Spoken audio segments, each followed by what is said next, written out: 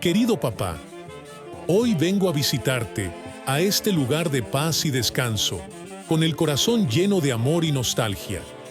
Desde que te fuiste, el mundo no ha sido el mismo. Tu ausencia deja un vacío inmenso que nada puede llenar. Quiero decirte cuánto te extraño, cuánto anhelo tus consejos, tu risa y tu abrazo cálido. Aquí, frente a tu tumba, me siento más cerca de ti. Es como si, en este silencio, pudiera escuchar tus palabras y sentir tu presencia.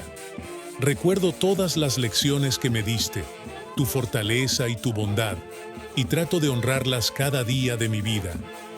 Te agradezco por todo lo que hiciste por mí, por cada sacrificio y por cada momento compartido. Siempre fuiste mi guía, mi apoyo, y aunque ya no estés básicamente aquí, sigues siendo mi luz y mi inspiración. Prometo mantener vivos nuestros recuerdos y compartir con los demás la sabiduría y el amor que me brindaste.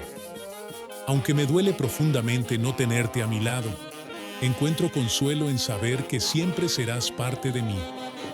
Descansa en paz, papá. Te amo y te extraño con todo mi corazón. Hasta que nos volvamos a encontrar. Con todo mi amor.